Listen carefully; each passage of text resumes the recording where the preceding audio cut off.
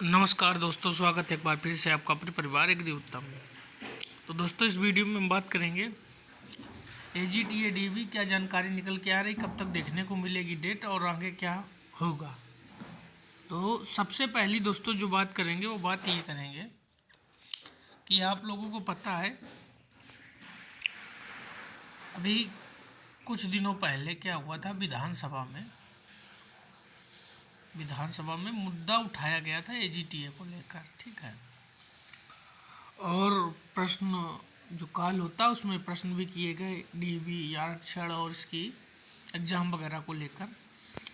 लेकिन दोस्तों है क्या कि अभी उसका कोई उत्तर नहीं मिला, ठीक है, उत्तर नहीं मिला स्पष्ट। जब स्पष्ट उत्तर नहीं मिला है तो क्या है कि अभी आप ये समझ के मान के चलिए कि DV जो है उसको होने में और डेट आने में समय अब लगेगा। क्यों?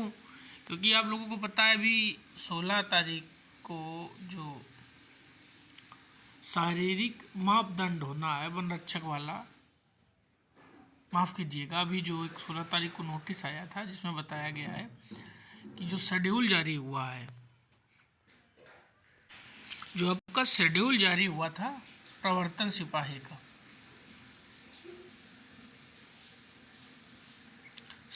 का, ठीक है, तो वो 22 तारीख से आपका शुरू और 26 तक चलेगा।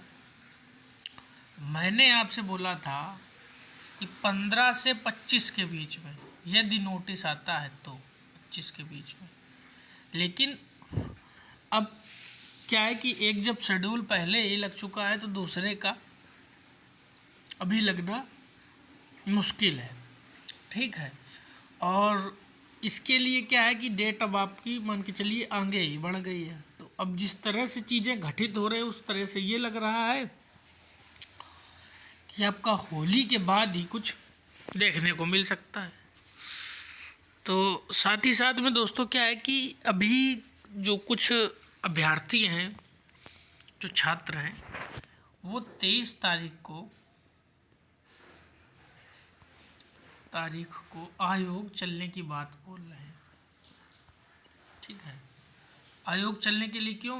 AGTA की DV की डेट को लेकर कि वो DV की डेट स्पष्ट हो जाए, कब तक आएगी कब तक नहीं आएगी उस चीज़ को लेकर। देखिए, आश्वासन यदि आपको पता हो कि मान लीजिए 1 तारीख को या 2 तारीख को मेरा नोटिस आ जाएगा, 1-2 दिन आगे पीछे चल जाता है। यदि आपको यही ना पता हो कि मेरा कब नोटिस आएगा कब नहीं आएगा तो थोड़ी सी दिक्कत होती है। देखिए, मानसिक तनाव आप पर, हम पर, सब पे बना हुआ है, ठीक है। और इस मानसिक तनाव का सबसे बड़ा जो असर पड़ रहा है वो व्यक्तिगत जीवन पर पड़ रहा है। व्यक्तिगत जीवन का मतलब ये आप समझ लीजिए कि फैसला जो लेना है कि क्या करना चाहिए। बहुत से लोग ऐसे हैं जो प्राइवेट जॉब कर रहे थे, वो जॉब भी छोड़कर बैठ गए, जिनका DV क्वालिफाई ठीक ठाक नंबर है उनके 45-50 के आसपास। और जो 45-50 के आसपास हैं उसमें से काफ़ी लोग जॉब करने नहीं जा पा रहे हैं कि DV हो जाए, रिजल्ट आ जाए, अगर मेरा नहीं होता है तो मैं प्राइवेट जॉब की ओर शिफ्ट हो जाऊंगा। तो ये थोड़ी सी जो बात चल रही है लोगों के दिमाग में वो ये चल रही है। तो दोस्तों क्या है कि अगर 23 तारीख के लिए डिसाइड किया जा रहा है, डिसाइड हो रहा है कि 23 को क्या करना है, आयोग चलकर अपनी बात रखनी है, ज्ञापन देना है, पूछना है, जानकारी लेना है, तो सभी लोगों को एक साथ में इकट्ठा होना पड़ेगा, एक साथ में आना होगा, ठीक है। और आना होगा और साथ में क्या करना होगा, चलना होगा आयोग और अपनी बात को रखना होगा। क्योंकि रीज़न ये, आप ये समझ के चलिए कि अक्टूबर में मान लीजिए आपका DV शॉर्ट लिस्ट का नोटिस आया था 14 अक्टूबर को, और अक्टूबर के बाद क्या हुआ, अक्टूबर आपका हो गया, फिर नवंबर, दिसंबर, जनवरी, फरवरी, लगभग 4 महीने ये हो गए और फरवरी ख़त्म होने को आया है, ठीक। ठीक है, मार्च आपका शुरू हो जाएगा, 5 महीने मान लीजिए। पूरा एक साइकिल चल रहा है कि आपका 24 में फॉर्म आया, आपने फॉर्म फिल किया, ठीक है, 25 में आपने एग्ज़ाम दिया, और अब ये क्या है 26 जो आपका चल रहा है, इसमें मुझे अब ये चीज़ें जो थोड़ी सी खटक रही है वो ये कि बहुत विलंबता होती जा रही है। पहले एजीटीए की वैकेंसी 21 के पेड से आनी थी, नहीं आई, फिर 22 से आनी थी, नहीं आई, फिर 23 से वैकेंसी आई, और जो बची हुई आने को है वैकेंसी 2700। जिस हिसाब से कहानी चल रही उस हिसाब से उनको आने में समय लगेगा। यदि आ जाएंगी तो क्या समय से एग्ज़ाम हो पाएगा, ये भी बहुत बड़ा सवाल रहेगा। क्यों? क्योंकि रीज़न ये है कि अभी पुरानी ही बहुत सी वैकेंसी हैं जो अभी आयोग क्लियर करा रहा है। अब देख रहे हैं बीच बीच में आयोग क्या कर रहा है, 2015-16 के भी जो हैं एग्ज़ाम फंसे हुए उनके भी नोटिस को क्लियर कर रहा है। दूसरी चीज़ क्या है कि अभी फ़िलहाल में क्या है, आयोग जो कर रहा है वो बची हुई जो डीबीयाँ हैं, बचे हुए एग्ज़ाम हैं वो करा रहा है।